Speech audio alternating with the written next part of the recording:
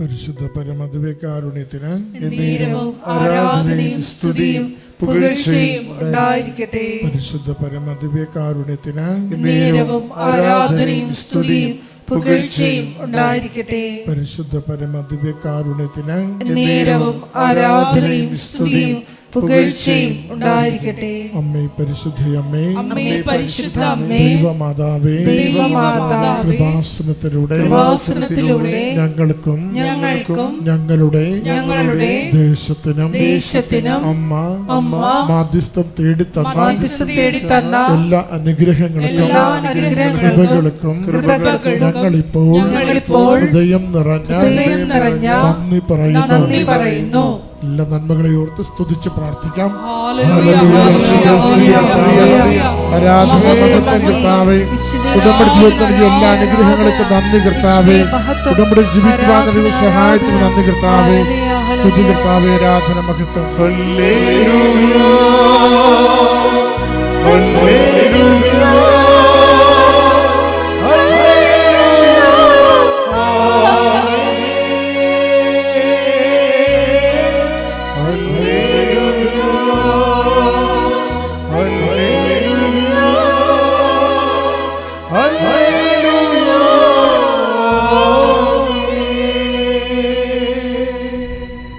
പരിശുദ്ധ പരമദിവ്യകാരുണ്യത്തിന് ആരാധനയും സ്തുതിയും പുകഴ്ചയും ഉണ്ടായിരിക്കട്ടെ. പരിശുദ്ധ പരമദിവ്യകാരുണ്യത്തിന് ആരാധനയും സ്തുതിയും പുകഴ്ചയും ഉണ്ടായിരിക്കട്ടെ. പരിശുദ്ധ പരമദിവ്യകാരുണ്യത്തിന് ആരാധനയും സ്തുതിയും പുകഴ്ചയും ഉണ്ടായിരിക്കട്ടെ.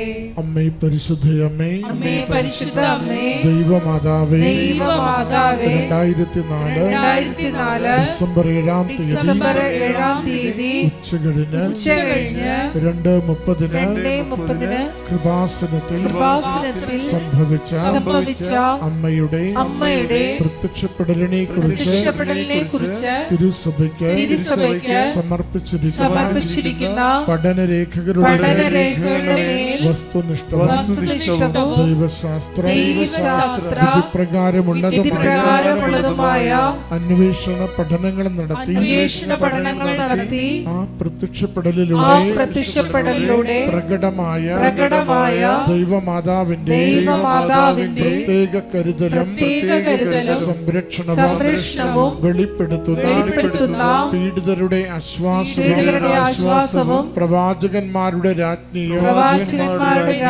വാഗ്ദാനത്തിന്റെ പേടകവും പ്രപഞ്ച പ്രകൃതിയുടെ മാതാവുമായ പരിശുദ്ധമ്മയുടെ ഭക്തി തിരുസഭയിൽ കൂടുതൽ പ്രചരിച്ച് ജീവിതത്തിന്റെ ദുരിത അവസ്ഥകളിൽ അകപ്പെട്ട് കഴിയുന്ന അനേകായിരം മക്കൾക്ക് ദൈവത്തിന്റെ സാന്നിധ്യവും സന്ധിപ്പും കൂടുതൽ അനുഭവിക്കുക വഴി ആത്മീയ വിശുദ്ധിയും ദൈവശക്തിയും കൈവരിക്കുവാൻ ഞങ്ങളുടെ കുടുംബങ്ങളെ ഇടയാക്കണമേ. സ്തുതിച്ച് പ്രാർത്ഥിക്കാം. ഹല്ലേലൂയ, ആരാധന നന്ദി കർത്താവേ. ജീവിത വിഷയങ്ങളെ ഏറ്റെടുത്ത് പ്രതിസന്ധികൾ ഏറ്റെടുത്ത് ഉടമ്പടിയുടെ ആരാധനയാൽ അവരെ സൗഖ്യപ്പെടുത്തി ജീവിതങ്ങളെ സ്വന്തമാക്കണമേ. ഹല്ലേലൂയ കർത്താവേ, സ്തുതി ആരാധന കർത്താവേ, സ്തുതി ആരാധന.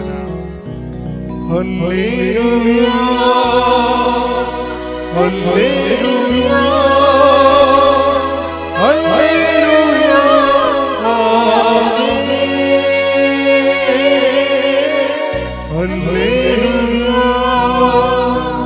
Hallelujah, Hallelujah,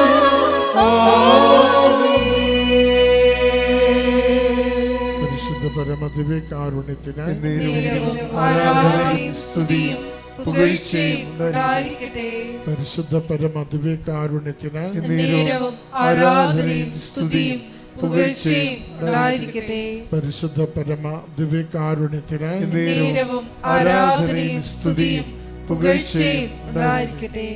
അമ്മേ പരിശുദ്ധയമ്മേ, അമ്മേ പരിശുദ്ധ അമ്മേ, ഭൂസ്വർലോകങ്ങളുടെ ഭൂസ്വർലോകങ്ങളുടെ രാജ്ഞിയായ അങ്ങയ്ക്ക് ഭൗമസംരക്ഷണത്തിനായി പ്രപഞ്ചപ്രകൃതിയെ തന്നെ തിരുസഭ പ്രതിഷ്ഠിക്കുവാൻ ഈ പ്രത്യക്ഷീകരണം വഴി ഇടയാക്കണമേ. പരിശുദ്ധ അമ്മേ, ജപമാല മാതാവേ, സകല കൃപാസനം പ്രാർത്ഥനകളോടും ചേർത്ത് ഞങ്ങളിപ്പോൾ പ്രാർത്ഥിക്കുന്ന ഈ കുടുംബത്തിന്റെ പ്രത്യേക നിയോഗവും നമ്മുടെ എല്ലാ അപേക്ഷകളെയും ആവശ്യങ്ങളെയും കൃപാസന മാതാവിന്റെ തിരുനടയിൽ സമർപ്പിക്കാം. ദിവ്യകാരുണ്യ ഈശോയ്ക്ക് സമർപ്പിച്ച് അനുഗ്രഹത്തിന് വേണ്ടി പ്രാർത്ഥിക്കാം. BP ജോസഫ് അച്ഛന്റെ മിഷൻ നിയോഗങ്ങൾക്ക് വേണ്ടിയും പ്രാർത്ഥിക്കാം.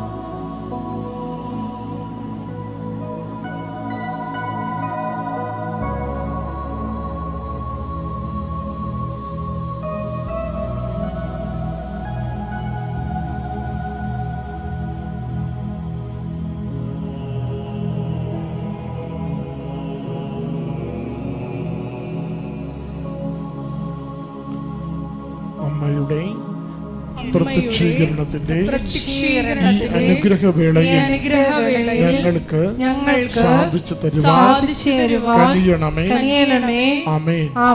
നമുക്ക് സ്തുതിച്ച് പ്രാർത്ഥിക്കാം. Hallelujah, hallelujah. ആരാധന മഹത്വം ഈശോയെ, ആരാധനയിൽ സമർപ്പിക്കുന്ന നിയോഗങ്ങളെ ഏറ്റെടുക്കണമേ. യോഗങ്ങൾക്ക് സൗഖ്യം നൽകണമേ. ജീവിത വിഷയങ്ങൾക്ക് പരിഹാരം നൽകണമേ. അമ്മയുടെ പ്രത്യക്ഷീകരണത്തിന് സാക്ഷികളാകുവാൻ ഓരോ മക്കളെയും പ്രത്യേകമാവിധം സഹായിക്കണമേ. ഹല്ലേലൂയ. സ്തുതി കർത്താവേ, ആരാധന മഹത്വം. സ്തുതി കർത്താവേ. പരിശുദ്ധ അമ്മ ജീവനോട് പ്രത്യക്ഷപ്പെട്ട ഈ പരിപാവനമായ അൾത്താരയിൽ സാക്ഷ്യം പറയുവാൻ അനുവദിച്ച അമ്മയ്ക്കും തിരുക്കുമാരനും 1000 നന്ദി പറഞ്ഞുകൊണ്ട് എൻ്റെ സാക്ഷ്യം തുടങ്ങട്ടെ. ഇത് ഈ അൾത്താരയിൽ എൻ്റെ 2ാമത്തെ സാക്ഷ്യമാണ്. എൻ്റെ പേര് അൽഫോൻസ. ഞാൻ വരുന്നത് വാടയ്ക്കൽ ദൈവജനമാത ഇടവകയിൽ നിന്നാണ്, ആലപ്പുഴ ജില്ലയിൽ. ഇത് എൻ്റെ ഭർത്താവ് ജീവൻ, മൂത്ത മോൾ ഇൻസ തെരേസ, 2ാമത്തെ കുഞ്ഞ് ജോസഫ്. 2017 ജനുവരി 7-നായിരുന്നു എൻ്റെ ആദ്യത്തെ കല്യാണം. 72 ദിവസങ്ങൾ മാത്രമേ അതിന് ഞങ്ങൾ കല്യാണം ജീവിച്ചുള്ളൂ. 72 ദിവസങ്ങൾക്ക് ശേഷം എൻ്റെ ഭർത്താവ് ഒരു കാർഡിയാക് അറസ്റ്റ് മൂലം വിദേശത്ത് വെച്ച് മരണപ്പെടുകയുണ്ടായി. അപ്പോൾ ഞാൻ മൂത്ത മോളെ പ്രഗ്നൻ്റായിരുന്നു. ഒത്തിരിയേറെ മാനസിക പ്രയാസങ്ങളിലൂടെ കടന്നുപോയിക്കൊണ്ടിരിക്കുന്ന സമയമായിരുന്നു. മോളെ കിട്ടിയ സാക്ഷ്യം ഞാനിവിടെ വന്ന് പറഞ്ഞിട്ടുള്ളതാണ്. ഇവളെ പ്രഗ്നൻ്റായ സമയം തൊട്ട് ഡെലിവറി കഴിയുന്നവരെ ഈ കൃപാസനത്തിൽ നിന്ന് ഉയരുന്ന പ്രാർത്ഥനകളാണ് എൻ്റെ ജീവിതത്തെ മുന്നോട്ട് കൊണ്ടുപോയിക്കൊണ്ടിരുന്നത്. മോളുണ്ടായി ഇവിടെ വന്ന് ഞാൻ ഇവക്കൊരു 6 മാസമായപ്പോഴാണ് സാക്ഷ്യം പറയുന്നത്. അതിനുശേഷം തികച്ചും മരുഭൂമിയിൽ ഒറ്റപ്പെട്ട ഒരാളെപ്പോലെയായിരുന്നു എൻ്റെ ജീവിതം. എനിക്ക് എന്ത് ചെയ്യണമെന്നറിയത്തില്ല. എനിക്ക് സ്ഥിരമായിട്ടൊരു ജോലിയില്ല. ഒത്തിരിയേറെ പ്രയാസപ്പെട്ടിരുന്ന സമയത്ത് ഞാൻ എല്ലാ ഞായറാഴ്ച ഇവിടെ വന്ന് ആരാധന കൂടുമായിരുന്നു. ആ സമയത്ത് അച്ഛനെ കാണാനായിട്ടൊരവസരമുണ്ടായി.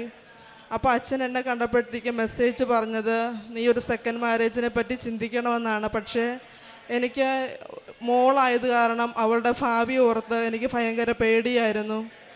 അങ്ങനെ കുറേ നാളുകൾക്ക് ശേഷം 2020 പെട്ടെന്ന് എൻ്റെ ബ്രദർ മരിച്ചു. ഒരു 2 മാസം കഴിഞ്ഞപ്പോൾ എൻ്റെ അനിയത്തിയുടെ കല്യാണവും നടന്നു. അപ്പോൾ അച്ഛനെ വന്ന് ഞാൻ വീണ്ടും കണ്ടപ്പോൾ അച്ഛൻ പറഞ്ഞു, നീ ഒറ്റപ്പെട്ടു പോകും മോളെ, നീ ഒരു കല്യാണത്തെപ്പറ്റി ചിന്തിക്കണം, ദൈവം ഒരു വഴി നിനക്ക് കാണിച്ചു തരുമെന്ന് പറഞ്ഞു. അങ്ങനെ ഞാൻ പ്രാർത്ഥന തുടർന്നുകൊണ്ടേയിരുന്നു. ഇവിടെ വന്ന് അച്ഛനെ കാണാൻ വീണ്ടും അവസരം കിട്ടി. അന്ന് അച്ഛനൊരു മെസ്സേജ് പറയുകയാണ്, ജെ എന്ന ലെറ്ററാണ്, അത് ഒരു ഡിവോഴ്സ് കേസാണ്, പക്ഷേ അരമന കോടതിയിലെ പേപ്പർ കിട്ടിയതിന് ശേഷം മാത്രമേ പ്രൊസീഡ് ചെയ്യാവുള്ളൂ എന്ന് പറഞ്ഞു. ഞാൻ പ്രാർത്ഥിച്ചുകൊണ്ടേയിരുന്നു. ചേട്ടൻ്റെ പ്രപ്പോസൽ വന്നു. 1 വർഷം കഴിഞ്ഞപ്പോഴത്തേക്ക് അരമന കോടതിയിലെ പേപ്പർ കിട്ടി. അങ്ങനെ നവംബർ 3, 2021 ഞങ്ങളുടെ കല്യാണം നടന്നു. ആ സമയം വരെ ഞാൻ പ്രാർത്ഥിച്ചുകൊണ്ടിരുന്നത്, മാതാവേ, എൻ്റെ കുഞ്ഞിനെ എന്നെക്കാൾ പരിപാലിക്കുന്ന മാതാവ് ഈശോ ഗർഭിണിയായിരുന്ന സമയത്ത് അമ്മയെ ഔസേപ്പിതാവ് പരിപാലിച്ച പോലെ എൻ്റെ മകളെ പരിപാലിക്കുന്ന ഒരു ഭർത്താവിന് തരണമേ എന്ന് നിരന്തരം ഞാൻ അമ്മയോടും ഔസേപ്പിതാവിനോടും അതേസമയം ഇവളുടെ പപ്പായോടും ഞാൻ പ്രാർത്ഥിച്ചുകൊണ്ടിരുന്നു. അങ്ങനെ നവംബർ 3, 2021 ഞങ്ങളുടെ കല്യാണം കഴിഞ്ഞു. മാതാവ് ഞാൻ ആഗ്രഹിച്ചതിനേക്കാളും ഏറ്റവും നല്ലൊരു ജീവിത പങ്കാളിത്തം തന്നെ അനുഗ്രഹിച്ചു. അദ്ദേഹത്തിൻ്റെ പേര് ജീവൻ എന്നാണ്. പിന്നെ ഉടമ്പടി എൻ്റെ മുടങ്ങിപ്പോയായിരുന്നു. കോവിഡിൻ്റെ സമയത്ത് പുതുക്കാൻ പറ്റാണ്ടായി. 2022 ജനുവരി 17 ഞാൻ വീണ്ടും വന്ന് ഉടമ്പടി എടുത്തു. രണ്ടാമതൊരു കുഞ്ഞിന് വേണ്ടി ഞങ്ങൾ ആഗ്രഹിച്ച് പ്രാർത്ഥിച്ചൊരുങ്ങി. പക്ഷേ അദ്ദേഹത്തിന് സ്പേമിൻ്റെ കൗണ്ടും മോട്ടിലിറ്റിയും തീരെ കുറവായിരുന്നു. അദ്ദേഹത്തിന് പ്രാർത്ഥനാ ജീവിതം ഉണ്ടെങ്കിൽ പോലും ഈ കൃപാസനത്തിൽ വലിയ വിശ്വാസമൊന്നുമില്ലായിരുന്നു. ഞാനിവിടെ വന്ന് പ്രാർത്ഥിക്കും, എൻ്റെ കൂടെ പ്രാർത്ഥിക്കുമെന്നല്ലാതെ ഒരു സാധാരണ ക്രിസ്ത്യാനിയെ പോലെയാണ് ജീവിച്ചുകൊണ്ടിരുന്നത്. അദ്ദേഹം വർക്ക് ചെയ്യുന്നത് കുവൈറ്റിൽ ഓയിൽ റിഗിലാണ്. അപ്പോൾ അവിടുത്തെ ജോലി സാഹചര്യം മൂലം എപ്പോഴും എൻ്റെ ഓവുലേഷൻ സമയത്ത് ലീവിന് വരാൻ സാധിക്കത്തില്ല. അങ്ങനെ ഇരിക്കും ഞങ്ങൾ ഡോക്ടറെ കണ്ടു, ട്രീറ്റ്മെൻറ്റുകൾ എടുത്തു. പക്ഷേ 2 പ്രാവശ്യം പ്രഗ്നൻ്റ് ആയെങ്കിലും ആ 2 പ്രാവശ്യം മിസ്കാരേജ് ആയിപ്പോയി. അപ്പോൾ വീട്ടിൽ നിന്ന് ഭയങ്കര സമ്മർദ്ദം, IUI അല്ലെങ്കിൽ IVF ചെയ്യുക, എത്രയും പെട്ടെന്ന് ഒരു കുഞ്ഞിന് വേണ്ടിയിട്ട് ഒരുങ്ങണമെന്നുള്ളതായിരുന്നു. ഞാൻ ആ സമയത്ത് OET പ്രിപ്പയർ ചെയ്യുന്ന സമയമായിരുന്നു. ഞാൻ OET എഴുതി, എനിക്ക് മാൾട്ട സ്കോർ ലഭിച്ചു. അപ്പോൾ എനിക്ക് ഗ്യാപ്പുള്ളത് കാരണം വീണ്ടും എക്സ്പീരിയൻസിന് വേണ്ടി ഞാൻ വർക്ക് ചെയ്ത ഹോസ്പിറ്റലിൽ ജോലിക്ക് കയറി. ആ സമയത്ത് വീണ്ടും ഇവരുടെ വീട്ടിൽ നിന്ന് ഭയങ്കര പ്രഷറുണ്ടായി. IUI അല്ലെങ്കിൽ IVF ചെയ്ത് എത്രയും പെട്ടെന്ന് കൺസീവ് ആയിട്ട് ഒരു കുഞ്ഞായിട്ട് പുറത്തേക്ക് പോയാൽ മതി എന്നുള്ളൊരു നിർദ്ദേശം വന്നു. അപ്പോൾ ഞാൻ ഓർത്തു അങ്ങനെ തന്നെ നോക്കാമെന്നോർത്ത് വീണ്ടും ഞങ്ങൾ ഡോക്ടറെ കണ്ടപ്പോൾ ഡോക്ടർ പറയുന്നത്, ഇത്രയും സ്പേം കൗണ്ട് മോട്ടിലിറ്റിയും കുറവായത് കാരണം IUI നമുക്ക് ആദ്യം ചെയ്ത് നോക്കാം, അത് പോസിബിൾ ആയില്ലെങ്കിൽ IVF നോക്കാമെന്ന് പറഞ്ഞു. പക്ഷെ ഞാൻ ആ സമയത്ത് ഉടമ്പടിയിലായിരുന്നു. എനിക്ക് കത്തോലിക്ക മതവിശ്വാസ പ്രകാരം ആ ഒരു പ്രൊസീജിയറിനോട് ഒട്ടും തന്നെ താല്പര്യമില്ലായിരുന്നു. ഞാൻ മാതാവിൽ ഉറച്ചു വിശ്വസിച്ചു. എനിക്കൊരു കുഞ്ഞിനെ തന്നു, ഇത്രയും എൻ്റെ ജീവിതം മുന്നോട്ട് കൊണ്ടുപോയ മാതാവിന് ഇതിനേക്കാൾ വലിയ കാര്യങ്ങൾ ചെയ്യാൻ പറ്റുമോയെന്ന് ഞാൻ വിശ്വസിച്ചു. ഞാൻ അദ്ദേഹത്തോട് പറഞ്ഞു, നമുക്ക് ട്രീറ്റ്മെൻറ്റുകളൊക്കെ ഇതോടെ നിർത്താം, ചേട്ടായി പോയൊരു ഉടമ്പടി എടുക്കൂ എന്ന് പറഞ്ഞു. അങ്ങനെ എൻ്റെ നിർബന്ധം കൊണ്ട് ഇവിടെ വന്നു. ഓഗസ്റ്റ് 21 2023 ഓഗസ്റ്റിൽ അദ്ദേഹം വന്ന് ഉടമ്പടി എടുത്തു. ഇവിടുത്തെ പ്രാർത്ഥനകളും എല്ലാം മുന്നോട്ട് പോയിക്കൊണ്ടിരുന്നു. 1 മാസം കഴിഞ്ഞപ്പോഴത്തേക്കും അദ്ദേഹം ലീവ് കഴിഞ്ഞ് തിരിച്ചു പോയി. 1 മാസം കഴിഞ്ഞ് കൃത്യം ആ സെപ്റ്റംബർ മാസം ആയപ്പോഴത്തേക്കും ഞാൻ 2ാമത്തെ കുഞ്ഞിനെ പ്രഗ്നൻ്റ് ആയെന്നുള്ള കാര്യം അറിഞ്ഞു. അപ്പോൾ എനിക്ക് അത്രയും ദൂരം, ഞാൻ ജോലി ചെയ്യുന്നത് ചേർത്തല മതിലകത്തായിരുന്നു, എനിക്ക് അത്രയും ദൂരം ട്രാവൽ ചെയ്ത് പോകാൻ പറ്റത്തില്ലായിരുന്നു. അങ്ങനെ 2ാമത്തെ കുഞ്ഞിനെ ആയിക്കഴിഞ്ഞപ്പോഴത്തേക്കും പിന്നെ ജോലിക്ക് പോകുന്നത് അത് ഉപേക്ഷിക്കേണ്ടി വന്നു. ഞാൻ ജോലി റിസൈൻ ചെയ്തു. ആ പ്രഗ്നൻസിയിൽ മാതാവിൻ്റെ വലിയ സംരക്ഷണമാണ്. എനിക്ക് ഒരു കുഴപ്പങ്ങളുമില്ലായിരുന്നു. ഞാൻ ആ ലാസ്റ്റ് ട്രൈമസ്റ്റർ ആയപ്പോഴത്തേക്കും ഡയബറ്റിക്കായി. പക്ഷേ ലാസ്റ്റ് ട്രൈമസ്റ്ററിലെ സ്കാനിൽ കുഞ്ഞിൻ്റെ 2 കാലുകൾക്കും നീള വ്യത്യാസം ഉണ്ടാകുമെന്ന് ഡോക്ടർ സൂചിപ്പിച്ചിരുന്നു. ഞങ്ങൾ ഇവിടെ വന്ന് അച്ഛനെ കണ്ടു, പ്രാർത്ഥിച്ചു. അച്ഛൻ സൈത്ത് തന്ന് ഞാൻ എൻ്റെ വയറ്റിൽ കുരിശ് വരച്ച് പ്രാർത്ഥിച്ചു. ഉടമ്പടി എടുത്ത സമയം തൊട്ട് എല്ലാ പ്രതിസന്ധി വരുമ്പോഴും കുഞ്ഞാകാൻ വേണ്ടിയിട്ടുമൊക്കെ ഞാൻ വയറ്റിലും നെറ്റിയിലും കുരിശ് വരച്ച് പ്രാർത്ഥിച്ചുകൊണ്ടിരുന്നു, വിശുദ്ധ വസ്തുക്കൾ ഉപയോഗിച്ചുകൊണ്ടിരുന്നു. അങ്ങനെ തൈലം പൂശി പ്രാർത്ഥിച്ചു. ലാസ്റ്റ് വീക്കിൽ ഡെലിവറിക്ക് വേണ്ടി ഹോസ്പിറ്റലിൽ അഡ്മിറ്റ് ആയപ്പോൾ ഡോക്ടർ എന്നോട് പറയുന്നു, രണ്ടാമത്തതാണ്, ഡയബറ്റിക്, ഇതിൽ റിസ്ക് ഉള്ളതായത് കാരണം നമുക്ക് അധികം വെയിറ്റ് ചെയ്യേണ്ട, ആദ്യം ഒന്ന് ഇൻഡ്യൂസ് ചെയ്ത് നോക്കിയിട്ട് നോർമലായില്ലെങ്കിൽ സിസേറിയൻ ചെയ്യാമെന്ന് പറഞ്ഞു. പക്ഷേ ഞാൻ മാതാവിനോട് പറഞ്ഞു, അമ്മേ ഞാനിവിടെ വന്ന് സാക്ഷ്യം പറയാം, അമ്മ എനിക്ക് സുഖപ്രസവത്തിലുള്ള ഒരു കുഞ്ഞിനെ തരണമേ എന്ന് പ്രാർത്ഥിച്ചു. ആ ഇൻഡ്യൂസ് ചെയ്യുന്ന തലേ ദിവസം രാത്രി ഞാൻ അച്ഛൻ്റെ ആരാധനകൾ ഞങ്ങൾ രണ്ടുപേരും കൂടെ നിരന്തരം കണ്ടുകൊണ്ടേയിരുന്നു പ്രാർത്ഥിച്ചു, കൊന്ത ചൊല്ലി പ്രാർത്ഥിച്ചു. പിറ്റേ ദിവസം 17-ാം തീയതി ഇൻഡ്യൂസ് ചെയ്തു. രാവിലെ 10 മണിയായപ്പോഴത്തേക്കും ഞാൻ നോർമൽ ഡെലിവറിയായി. മാതാവ് സുഖപ്രസവത്തിലൂടെ ആരോഗ്യമുള്ളൊരു കുഞ്ഞിനെ എനിക്ക് തന്നു. അവൻ്റെ കാലുകൾക്ക് യാതൊരു കുഴപ്പവുമില്ല. ഏറ്റവും നല്ല മിടുക്കനായ ഒരു കുഞ്ഞിനെ മാതാവും ഈശോയും ഞങ്ങളുടെ കുടുംബത്തിന് ദാനമായി തന്നു. അവൻ്റെ പേര് ഞാൻ ഔസേപ്പിതാവിൻ്റെ വലിയൊരു ഭക്തിയാണ്. എനിക്ക് ഔസേപ്പിതാവിനെ ഒത്തിരിയേറെ ഇഷ്ടമായതുകൊണ്ട് ഇവൻ്റെ പേര് യൗസേപ്പ് എന്നാണ് ഞങ്ങളുടെ വീട്ടിൽ വിളിക്കുന്നത്. ജോസഫ് എന്നാണ് അവൻ്റെ പള്ളിയിലെ പേര്. അമ്മ തന്ന ഈ വലിയ അനുഗ്രഹത്തിന് ഞാനും എൻ്റെ കുടുംബവും ഒത്തിരിയേറെ നന്ദി പറയുന്നു. വീണ്ടും ഇവിടെ വന്ന് ഉടമ്പടി പുതുക്കിക്കൊണ്ടിരുന്നു, പ്രാർത്ഥിച്ചുകൊണ്ടിരുന്നു. ഈ 2 കുഞ്ഞുങ്ങളായപ്പോൾ എനിക്ക് ഒരു 4 വർഷത്തിലേറെ ഗ്യാപ്പായി. ഞാൻ മാതാവിനോട് പ്രാർത്ഥിച്ചു, അമ്മേ നൈറ്റ് ഡ്യൂട്ടിക്ക് പോകുന്നൊരു ജോലി എനിക്ക് വളരെ ബുദ്ധിമുട്ടുള്ളൊരു കാര്യമാണ്. അത് കാരണം അമ്മ എനിക്ക് നൈറ്റ് ഡ്യൂട്ടി ഇല്ലാതെ രാവിലെ പോയി ഒരു 5 മണിക്ക് എൻ്റെ വീട്ടിലെത്താൻ പറ്റുന്ന തരത്തിലുള്ളൊരു ജോലി അമ്മ ഒരുക്കി തരണമെന്ന് പ്രാർത്ഥിച്ചു. പക്ഷേ അത് എനിക്ക് ഗവൺമെൻറ് എക്സ്പീരിയൻസ് ഒന്നുമില്ല, എക്സ്പീരിയൻസ് ഗ്യാപ്പുമുണ്ട്. ആ സമയത്ത് അങ്ങനെയുള്ള കാര്യം ശരിയാകുക എന്നുള്ളത് ബുദ്ധിമുട്ടുള്ളൊരു കാര്യമായിരുന്നു. പക്ഷേ എൻ്റെ കസിൻ പറഞ്ഞു, നാഷണൽ ഹെൽത്ത് മിഷനിലൊരു വേക്കൻസി ഉണ്ട്, നീ അപ്ലൈ ചെയ്യുമെന്ന് പറഞ്ഞു. ഞാനത് ഓൺലൈനായിട്ട് അപ്ലൈ ചെയ്തു. ഫെബ്രുവരി മാസം അതിൻ്റെ എക്സാം ആയിരുന്നു. കഴിഞ്ഞ വർഷം ഈ സമയത്ത് എക്സാം കഴിഞ്ഞു. ജൂലൈ മാസം, ഈ ജൂലൈയിൽ ഞാൻ വന്ന് ഉടമ്പടി പുതുക്കി. അമ്മയോട് പറഞ്ഞു, അമ്മേ എനിക്ക് എൻ്റെ ബർത്ത്ഡേ മാസമാണ്, അമ്മ എനിക്കൊരു ഗിഫ്റ്റ് തരണമെന്ന് പറഞ്ഞു. ആ മാസം ഞങ്ങളുടെ റിസൾട്ട് പബ്ലിഷ് ചെയ്തു. ഞാൻ 78-ാമത്തെ നമ്പറായിരുന്നു. ഓഗസ്റ്റ് 29-ന് ചെങ്ങന്നൂർ ആല എന്ന് പറയുന്ന ഹെൽത്ത് സെൻറ്ററിൽ MLSP എന്ന താൽക്കാലിക വേക്കൻസി നൽകി അമ്മ എന്നെ അനുഗ്രഹിച്ചു. ഇപ്പോൾ ഞാൻ ജോലിയിൽ പ്രവേശിച്ചിട്ട് 6 മാസമായി. ഈ 2 സാക്ഷ്യങ്ങളും ഞാനിവിടെ വന്ന് പറയാൻ ഒത്തിരിയേറെ വൈകിപ്പോയി. അതിന് അമ്മയോട് ഞാൻ മാപ്പ് ചോദിക്കുന്നു.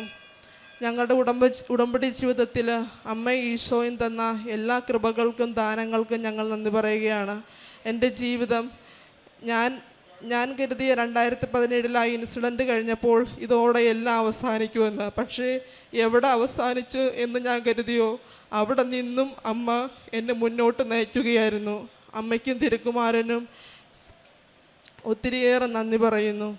എൻ്റെ പ്രേക്ഷിത പ്രവർത്തനം എന്ന് പറയുന്നത്, ഞങ്ങൾ ഇവിടുന്ന് പത്രം വാങ്ങിച്ചുകൊണ്ട് പോകും. ഞാനും ഹസ്ബൻഡും കൂടെ വണ്ടാനം മെഡിക്കൽ കോളേജിലും ആലപ്പുഴ GHലും അവിടെയുള്ള രോഗികൾക്കും കൂട്ടിരിപ്പുകാർക്കും എല്ലാം പത്രം കൊടുക്കും. വായിക്കാൻ പറ്റാത്തവർക്ക് വായിച്ചു കൊടുക്കും. വിശ്വാസമില്ലാത്തവരുടെ വിശ്വാസം വർദ്ധിപ്പിക്കുന്ന രീതിയിൽ ഞങ്ങൾ സാക്ഷ്യങ്ങൾ അവിടെ ഇരുന്ന് വായിച്ചു കൊടുക്കുകയും ഞങ്ങൾക്ക് കിട്ടിയ അനുഭവങ്ങൾ അവരുമായി പങ്കുവയ്ക്കുകയും ചെയ്യുമായിരുന്നു.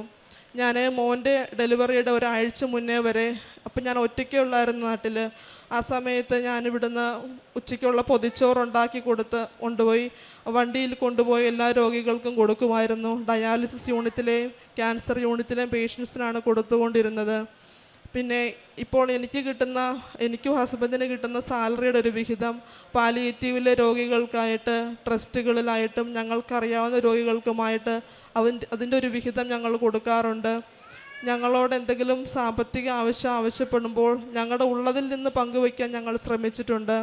പിന്നെ ഓൾഡ് ഏജ് ഹോമിലെ പ്രായമുള്ള അപ്പച്ചനും അമ്മച്ചിമാരെയും കാണാൻ പോവുകയും അവരുടെ നഖം വെട്ടിക്കൊടുക്കുകയും മുടിചീവി കൊടുക്കുകയും അവരോട് ഈശോയെ മാതാവിനെ പറ്റി പറഞ്ഞു കൊടുക്കാൻ ഞങ്ങൾ ശ്രമിക്കുകയും ചെയ്തിട്ടുണ്ട്. ഇതൊക്കെയാണ് ഞങ്ങളുടെ പ്രേക്ഷിത പ്രവർത്തനവും കാരുണ്യ പ്രവൃത്തിയും. പിന്നെ ആത്മീയ ജീവിതത്തിൽ ഒത്തിരിയേറെ വളരുവാൻ സാധിച്ചു. ആദ്യമൊക്കെ ഞാൻ മുടങ്ങാതെ കുർബാനയ്ക്ക് പോകുമായിരുന്നു. പക്ഷേ ഇപ്പം ഞാൻ രാവിലെ 6:30 പോയാൽ തിരിച്ച് 6:30-7 മണിയൊക്കെ ആകുമ്പോഴാണ് എൻ്റെ വീട്ടിൽ വരുന്നത്. അപ്പോൾ എനിക്ക് എല്ലാ ദിവസവും കുർബാനയ്ക്ക് പോകാൻ സാധിക്കുകയില്ല. എന്നാലും ബുധനാഴ്ചകളിൽ എൻ്റെ ഇടവകപ്പള്ളിയിൽ പോയി വൈകുന്നേരം അവിടുത്തെ ആരാധനയിലും നൊവേനയിലും കുർബാനയിലൊക്കെ പങ്കുചേരാനും എനിക്ക് സമയം കിട്ടുമ്പോൾ പള്ളിയിൽ പോയി കുർബാന കൂടാനും ഞാൻ ശ്രമിക്കാറുണ്ട്. എല്ലാ ദിവസവും ബൈബിൾ അരമണിക്കൂർ നേരം വായിക്കാറുണ്ട്. 2 ആഴ്ചയിൽ കൂടുമ്പോൾ കുമ്പസാരിക്കാറുണ്ട്. ഇതൊക്കെയാണ് ആത്മീയ ജീവിതത്തിൽ ഒത്തിരിയേറെ ഉയരാൻ എനിക്ക് സാധിച്ചിട്ടുണ്ട്. മാതാവും ഈശോയും തന്ന എല്ലാ അനുഗ്രഹങ്ങൾക്കും നന്ദി പറയുന്നു. എൻ്റെ പേര് ജീവനാണ്. ഞാൻ 2023 ഓഗസ്റ്റ് 1 തീയതിയാണ് ഉടമ്പടി എടുത്തത്. ഒരു മാസത്തിന് ശേഷം ഞാൻ ഗൾഫിലേക്ക് തിരിച്ചു പോയി. അതിൻ്റെ ഇടയ്ക്കാണ് കുഞ്ഞുണ്ടാവുന്ന കാര്യം അറിഞ്ഞത്. പിന്നെ മാതാവിൻ്റെയും ദേവകുമാരൻ്റെ സഹായത്തോണ്ട് എല്ലാ കുഞ്ഞിന് ഒരു അപകടം കൂടാതെ ഞങ്ങൾക്ക് കിട്ടി. അതിന് ദൈവത്തിനും മാതാവിനും എല്ലാവരും 1000 നന്ദി പറയുന്നു. എൻ്റെ പേര് ജാക്കുലിൻ. ഞാൻ UK നിന്നാണ് വരുന്നത്. ഇന്ന് ഈ അൾത്താരമേൽ നിൽക്കാൻ അനുവദിച്ചതിനെ ഓർത്ത് ഈശോയ്ക്കും അമ്മ മാതാവിനും ഒരുപാട് നന്ദി പറയുന്നു. ഞാൻ UK ഒരു നേഴ്സായി വർക്ക് ചെയ്യുന്ന ഒരാളാണ്. ഞാൻ വർക്ക് ചെയ്യുന്നത് ഒരു സൈക്കാട്രി വാർഡിലാണ്. ഒരിക്കൽ ജൂൺ 2025 എൻ്റെ പേഷ്യൻറ്റിന് മാനസിക നിലയ്ക്ക് ബുദ്ധിമുട്ടുള്ള ഒരാളാണ്. അദ്ദേഹത്തിന് ഷുഗറിൻ്റെ പ്രശ്നം വരികയും ഷുഗർ ലെവൽ ഡ്രോപ്പ് ആവുകയും ചെയ്തു. മാനസിക വെല്ലുവിളി നേരിടുന്ന ഒരാളായ കാരണം അത് ആളുടെ ഡയബറ്റിക് ലെവൽ മോണിറ്റർ ചെയ്യാനുള്ള പെട്ടെന്നത് ചെയ്യാനുള്ള ഒരു ഐഡിയ എനിക്ക് തോന്നിയില്ല. അതുകൊണ്ട് തന്നെ അയാളുടെ നില പെട്ടെന്ന് വഷളാവുകയും തുടർന്ന് അയാളെ എമർജൻസിയിലേക്ക് മാറ്റുകയും ചെയ്തു. അങ്ങനെ ജൂണിലാണിത് സംഭവിക്കുന്നത്. അങ്ങനെ കുറച്ച് നാളുകളൊന്നും പ്രശ്നമുണ്ടായിരുന്നില്ല. തുടർന്ന് മറ്റൊരു ആശുപത്രിയിലേക്ക് അദ്ദേഹത്തിന് മാറ്റിയപ്പോൾ അയാൾക്ക് ഒരുപാട് ഫ്രാക്ചറുകളും ഇൻറ്റേർണൽ ബ്ലീഡിങ്ങും ഉള്ളതായി കാണപ്പെട്ടു. തുടർന്ന് മാനേജ്മെൻറ്റിൻ്റെ അന്വേഷണത്തിൻ്റെ ഭാഗമായി ഇൻചാർജായി വർക്ക് ചെയ്തിരുന്ന എന്നെ ജോലിയിൽ നിന്ന് താൽക്കാലികമായി മാറ്റി നിർത്തപ്പെട്ടു. അങ്ങനെ ഇരിക്കുമ്പോഴാണ് ഓഗസ്റ്റ് 4 തീയതി 2025 ഞാൻ ഓൺലൈനായി ഉടമ്പടി എടുക്കുന്നത്. ഒരുപാട് തവണ കൃപാസനത്തെക്കുറിച്ച് കേട്ടിട്ടുണ്ടെങ്കിലും എനിക്ക് വലിയ വിശ്വാസമുണ്ടായിരുന്നില്ല. പക്ഷേ ഇങ്ങനൊരു അവസ്ഥ വന്നപ്പോൾ എൻ്റെ ഫിയാൻസിയാണ് പറഞ്ഞത് എന്നോട് ഇങ്ങനെ ഉടമ്പടി എടുക്കാൻ. അങ്ങനെ ഞാൻ ഉടമ്പടി എടുത്തു. എന്നും പള്ളിയിൽ പോകുമായിരുന്നു. അതുപോലെ എന്നും ജപമാല എത്തിക്കുമായിരുന്നു. ഒരുപാട് ഓഗസ്റ്റ് മാസം മൊത്തം ഞാൻ ഒരു ദിവസം പോലും മുടങ്ങാതെ പള്ളിയിൽ പോയി പ്രാർത്ഥിച്ചിരുന്നു. അങ്ങനെ മാനേജ്മെൻറ്റിൻ്റെ ഭാഗത്തു നിന്ന് ഒരു മറുപടിയും ഉണ്ടായിരുന്നില്ല. എന്ന് തിരിച്ച് ജോലിയിലേക്ക് കയറാം എന്ന് ചോദിക്കുമ്പോൾ അവർ റിപ്ലൈ ഒന്നും തരുന്നുണ്ടായിരുന്നില്ല. Mail അയച്ചതിനും reply തരുന്നുണ്ടായിരുന്നില്ല. അങ്ങനെ വളരെ വിഷമത്തിലിരിക്കുകയായിരുന്നു. തുടർന്ന് ഞാൻ എൻ്റെ UK ഒരു നഴ്സിംഗ് കൗൺസിലുണ്ട്. നഴ്സുമാർക്ക് വേണ്ടി സംസാരിക്കാനും വാദിക്കാനുമായി അതിൽ അഡ്വക്കേറ്റ്സുമുണ്ട്. അങ്ങനെ അവരുടെ സഹായം തേടുകയും അവരെന്നോട് പറഞ്ഞ മറുപടി എന്ന് പറഞ്ഞാൽ എനിക്കെതിരെയുള്ള ഡോക്യുമെൻറ്റേഷനിൽ കുറച്ച് പ്രശ്നങ്ങളും, അതുപോലെ തന്നെ ഞാൻ ഒരു പ്രൈവറ്റ് ഹോസ്പിറ്റലിലാണ് വർക്ക് ചെയ്തിരുന്നത്. അതുകൊണ്ട് തന്നെ അവരുടെ ഭാഗം ക്ലിയർ ആക്കാനായി ഞാൻ ചെയ്തിരുന്ന ഡോക്യുമെൻറ്റ്സൊക്കെ മാറ്റിക്കളയുകയും എനിക്കെതിരെ എന്നെ ബാധിക്കുന്ന തരത്തിലുള്ള എല്ലാ ഡോക്യുമെൻറ്റ്സ് അവർ ജനറേറ്റ് ചെയ്യുകയും ചെയ്തിരുന്നു. അങ്ങനെ നഴ്സിംഗ് യൂണിയൻ്റെ ഹെൽപ്പ് ചോദിച്ചപ്പോൾ അവർ പറഞ്ഞത് ഞങ്ങൾക്ക് കേസ് എത്രത്തോളം ജയിക്കും എന്ന് ഞങ്ങൾക്കും ഉറപ്പില്ല എന്നായിരുന്നു പറഞ്ഞത്. അങ്ങനെ എന്താ പറയേണ്ടതെന്ന് എനിക്കറിയില്ല. അവിടെ എനിക്കും അതുപോലെ തന്നെ എന്നൊപ്പം സഹായിക്കാമെന്ന് പറഞ്ഞ ആൾക്കാർക്കും ഒന്നും ചെയ്യാൻ പറ്റാത്തൊരവസ്ഥയായിരുന്നു. അങ്ങനെ മാതാവ് സെപ്റ്റംബർ 8 നോമ്പ് എടുത്തായിരുന്നു. സെപ്റ്റംബർ 12 തീയതി മാനേജ്മെൻറ്റിൻ്റെ ഹയർ അതോറിറ്റിയിൽ നിന്നുള്ള ഒരാൾ എന്നെ വിളിക്കുകയും നിനക്ക് ജോലിയിലേക്ക് തിരിച്ചേ പ്രവേശിക്കാം, നിൻ്റെ പേരിലുള്ള എല്ലാ അലിഗേഷൻസും ഞങ്ങൾ എടുത്ത് കളഞ്ഞിരിക്കുന്നു എന്ന് പറയുകയും ചെയ്തു. അതുപോലെ തന്നെ എനിക്ക് വേണ്ടി എൻ്റെ താഴെ തട്ടിൽ പ്രവർത്തിച്ചിരുന്ന മാനേജ്മെൻറ്റിൽ എൻ്റെ ലൈൻ മാനേജർ, അതുപോലെ തന്നെ എൻ്റെ ഹോസ്പിറ്റലിലെ ഡയറക്ടർ, ഇവരെല്ലാം എനിക്കറിഞ്ഞൂടാ ഒരു കാരണവുമില്ലാതെ, എനിക്ക് തോന്നുന്നു ഈശോ ഇടപെട്ടിട്ടാണെന്ന് തോന്നുന്നു, അവരെല്ലാം സ്വന്തം ഇഷ്ടപ്രകാരം രാജിവെക്കുകയും എനിക്കെതിരായിട്ടുള്ള എല്ലാ അലിഗേഷൻസും ഫയൽസും ക്ലോസ് ചെയ്യുകയും ചെയ്തു. അങ്ങനെ ഞാൻ ഒരു പ്രശ്നവും കൂടാതെയും സെപ്റ്റംബറിൽ ജോലിക്ക് തിരികെ പ്രവേശിച്ചു. അതുപോലെ തന്നെ മാതാവ് എന്നെ സമൃദ്ധമായി അനുഗ്രഹിച്ചു. മാതാവ് ഈശോയോട് പ്രാർത്ഥിച്ച് മാധ്യസ്ഥം വഹിച്ച് എനിക്ക് വേണ്ടി എൻ്റെ എല്ലാ കാര്യങ്ങളും നടത്തി തന്നു. അതുപോലെ തന്നെ ഞാൻ അവിടെ നിൽക്കുന്നത് ഒട്ടും സേഫ് അല്ലെന്ന് എനിക്ക് മനസ്സിലായി. അതുകൊണ്ട് തന്നെ ഞാൻ ഗവൺമെൻറ് ഹോസ്പിറ്റലിലേക്ക് അപ്ലിക്കേഷൻ വെച്ചിരുന്നു. അവിടെ നിന്ന് ഇപ്പം എല്ലാവർക്കും എനിക്കറിയാം, UK വർക്ക് ചെയ്യുന്ന നഴ്സുമാർക്കും അതുപോലെ നഴ്സിംഗ് പഠിച്ച് കഴിഞ്ഞ കുട്ടികൾക്കും അറിയാം എത്രമാത്രം ബുദ്ധിമുട്ടാണ് NHSലേക്ക് നമുക്ക് സെലക്ഷൻ കിട്ടാനും ഇൻ്റർവ്യൂവിന് അപ്ലൈ ചെയ്യാനും അതുപോലെ തന്നെ ഇൻ്റർവ്യൂ കോള് വരാനും. അങ്ങനെ ഞാൻ ഒട്ടും പ്രതീക്ഷിക്കാതെ തന്നെ ഒരു ഇൻ്റർവ്യൂ കോൾ എനിക്ക് ലഭിക്കുകയും അവിടെ പോയിട്ട് എനിക്ക് എന്താ പറയേണ്ടതെന്നൊന്നും അറിയില്ല. എൻ്റെ കയ്യിലാണെങ്കിൽ ഉടമ്പടി വസ്തുക്കളില്ല. ഞാൻ ഇവിടുത്തെ ഓൺലൈനിൽ സാക്ഷ്യം കേൾക്കുകയും അതുപോലെ ഡെയിലി ബ്രെഡ് കാണുകയും ചെയ്യുമ്പോൾ എല്ലാവരും പറയുന്നത് അവർക്ക് വിശുദ്ധ വസ്തുക്കൾ യൂസ് ചെയ്തിട്ടാണ് ഓരോ അനുഗ്രഹങ്ങളൊക്കെ കിട്ടിയത്. അപ്പോൾ എനിക്ക് ഭയങ്കര നിരാശയും വിഷമമൊക്കെ ആയിരുന്നു. കാരണം എൻ്റെ കയ്യിൽ മാത്രം ഒന്നുമില്ല, ഞാൻ ഓൺലൈനിലാണ് എടുത്തത്. അങ്ങനെ അച്ഛൻ ഒരു ദിവസം പറഞ്ഞു, ഡെയിലി ബ്രെഡിൽ നിങ്ങളുടെ കയ്യിൽ എന്താണോ ഉള്ളത് അതെടുത്ത് ഇപ്പോൾ വെഞ്ചിരിക്കാം, ഉയർത്തി പിടിച്ചാൽ മതി.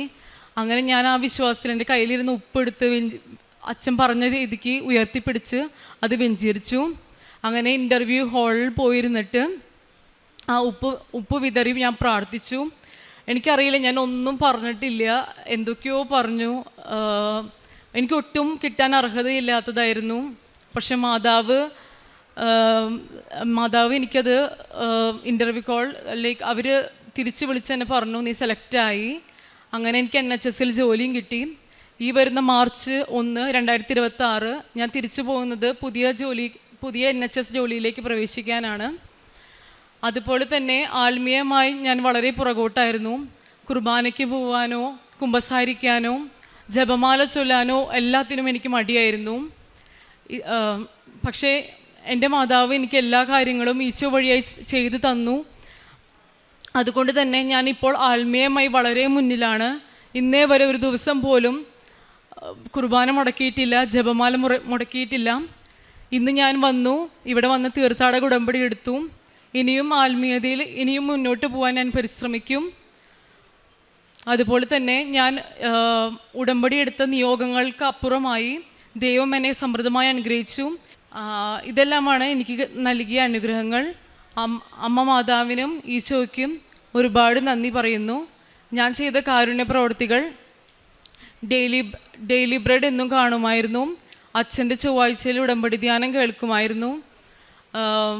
വഴിയരികിൽ കാണുന്ന ഭിക്ഷക്കാർക്ക് ഫുഡ് മേടിച്ച് കൊടുക്കുമായിരുന്നു. അതുപോലെ തന്നെ കൂടുതൽ ചാരിറ്റി ചെയ്യാനുള്ള അവസരം അവിടെ ഉണ്ടായിരുന്നില്ല. അതുകൊണ്ട് തന്നെ സോഷ്യൽ മീഡിയ വഴി ഒരുപാട് പാവങ്ങളുടെ അവസ്ഥകൾ വീഡിയോ വഴി കാണുമായിരുന്നു. അവരുടെ അക്കൗണ്ട് നമ്പറിലൂടെ എന്നാൽ കഴിയുന്ന വിധം സഹായം ഞാൻ ചെയ്തു കൊടുക്കുമായിരുന്നു. ഇതെല്ലാമാണ് ഞാൻ ചെയ്ത കാരുണ്യ പ്രവർത്തികൾ. എനിക്ക് നൽകിയ എല്ലാ അനുഗ്രഹങ്ങൾക്കും ഈശോയ്ക്കും മാതാവിനും നന്ദി പറയുന്നു.